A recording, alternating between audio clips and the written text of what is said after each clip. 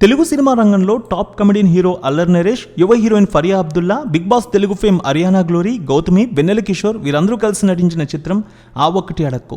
అంకం మల్లి దర్శకత్వం వహించిన ఈ సినిమాను రాజీవ్ చిలక నిర్మించారు. గతంలో సూపర్ హిట్ టైటిల్తో వచ్చిన ఈ చిత్రం ఇప్పుడు సరికొత్తగా అల్లరి నరేష్ చేశారు. మరి ఈ సినిమా 7వ రోజు కలెక్షన్స్ ఎంత వసూలు చేసింది, 8వ రోజు కలెక్షన్స్ ఎలా ఉండనున్నాయనేది చూద్దాం.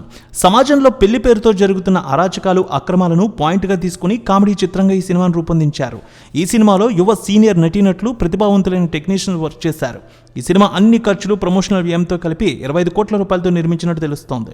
అల్లరి నరేష్ చాలా కాలంగా కామెడీ చిత్రాలకు దూరంగా ఉండి అలాంటి సినిమాతో వస్తూ ఉండడంతో అందరి దృష్టి పెరిగింది ఈ సినిమాపై. ప్రమోషనల్ కార్యక్రమాలకు మంచి బస్ క్రియేట్ అయింది. ఈ సినిమాను గ్రాండ్గా రిలీజ్ చేశారు. దాదాపు 600 స్క్రీన్లలో బొమ్మ పడింది. ఆ ఒకటి అడక్కు సినిమాకు మంచి ఓపెనింగ్స్ వచ్చాయి బాక్సాఫీస్లో.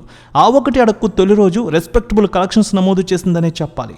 తొలి రోజు 2.5 కోట్ల రూపాయల వసూళ్లు వస్తే రెండో రోజు అదే జోరు సుమారు 2 కోట్ల రూపాయలు, మూడో రోజు 1,50,00,000, నాలుగో రోజు సుమారు 28% ఆక్యుపెన్సీతో 1,20,00,000 వసూళ్లు వచ్చాయి. ఇక 7వ రోజు 60 లక్షలు. ఇక నేడు 8వ రోజు దాదాపు 15% ఆక్యుపెన్సీ కనిపిస్తోంది. 35 నుంచి 40 లక్షల మధ్య వసూళ్లు వచ్చే అవకాశం ఉంది. 64% వసూళ్లు అయితే రీచ్ అయినట్టు తెలుస్తోంది ఈ సినిమాలో అల్లరి నరేష్ పెళ్లి కాని ప్రసాద్ పాత్రలో నటించారు.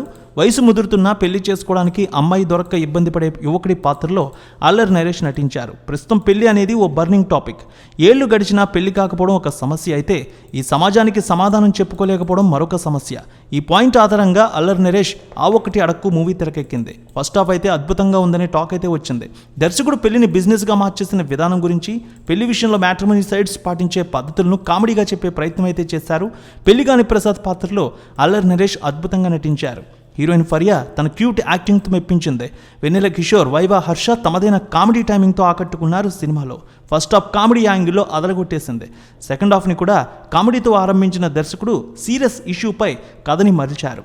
ఈ సినిమా క్లైమాక్స్ అయితే అద్భుతంగా తెరకెక్కించి తీశారనే చెప్తూ ఉన్నారు ప్రతి ఒక్కరూ కూడా.